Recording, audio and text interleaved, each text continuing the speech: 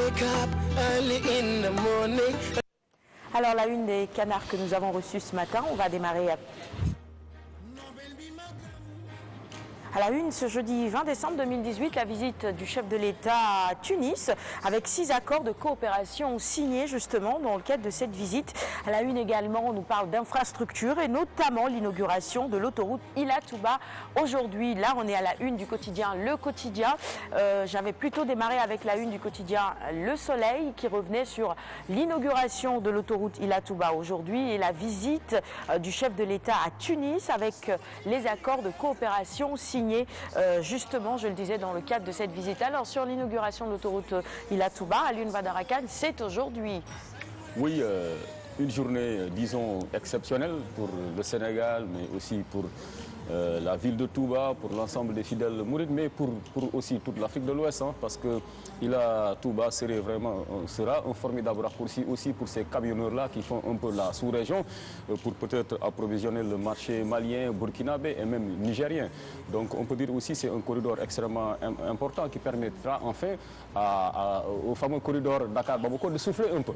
Et puis au-delà de cela, quand même, ça accélère un peu le développement de toutes ces localités-là traversées par l'autoroute. On l'a vu hier avec le reportage, l'excellent reportage de notre confrère Salou Sak, de la rédaction du journal télévisé. Les incidences positives, en tout cas de cette infrastructure majeure, ne sont plus à démontrer.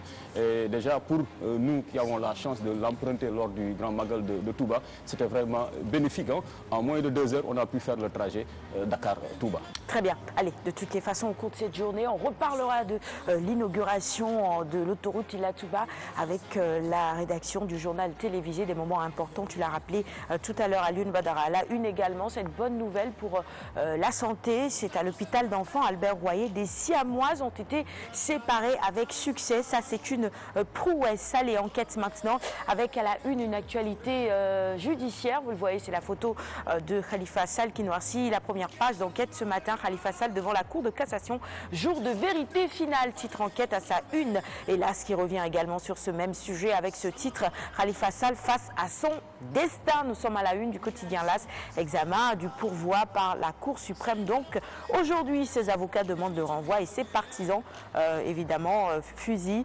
les autorités et demandent tout simplement l'annulation de la procédure. Alors Walf Quotidien avec à la une la Cour suprême toujours et l'affaire Khalifa Sall qui abat ses dernières cartes selon nos confrères de Walf Quotidien.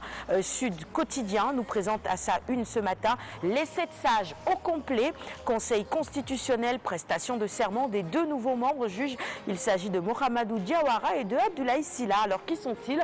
Vous retrouvez leur profil décrit ce matin dans les colonnes de Sud Quotidien. La Tribune quotidien du groupe des médias avec à la une ces propos du docteur Khadim Bamba Diagne, économiste. Après le groupe consultatif de Paris, il dit l'urgence c'est de créer des richesses.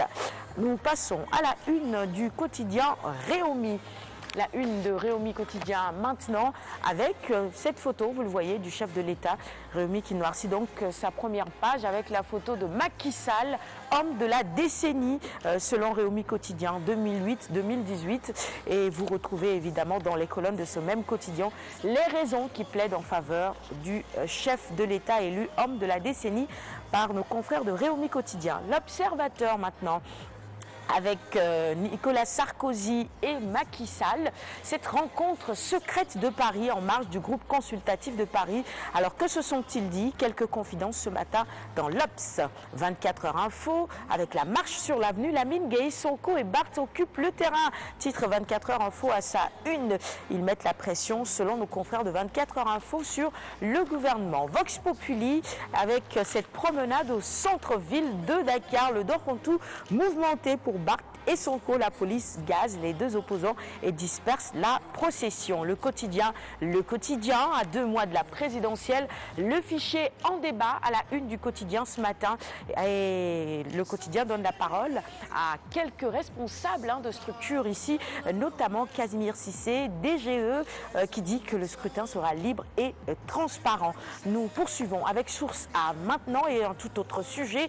Il s'agit de la bombe dans l'immobilier. Plus de 20 dossiers prochainement sur la table du procureur pour blanchiment de capitaux. Et tout ça émane du rapport 2018 de la structure, c'est ça, Saintif, c'est ça, je pense bien, c'est ça, Alioune Badara, hein, je ne me trompe pas, c'est bien cela. Allez, nous passons à la une du quotidien Libération avec ce sujet qui concerne ces 7 femmes djihadistes qui seraient visées. C'est des Sénégalaises qui seraient au cœur d'une information judiciaire pour association de malfaiteurs en relation avec une entreprise terroriste. Alors, les mises en cause présumées actives dans les bastions de l'État islamique ont été identifiées en marge de l'affaire Aïda Sagna, écrouée à Dakar pour terrorisme après son expulsion de Libye. Les quotidiens spécialisés en sport maintenant avec ces propos de El Hadji Ousseynou Diouf, Ballon d'Or relayé à la une de Stade. Il dit Salah n'a pas plus de talent que Sadio Mané.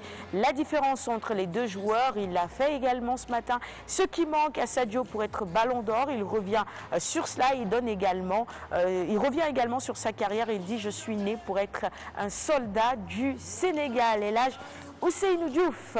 Record maintenant avec la Fédération sénégalaise de foot qui rejette la Malaisie sollicitée pour un match amical. Eh bien, les fédés disent tout simplement non. Ballon d'Or africain 2018, Sadio, les 5 matchs de l'espoir. Évidemment, nous on continue à croire que ce Ballon d'Or lui reviendra. On finit avec Sognou Lamb au cœur de l'entraînement de Balaguer 2.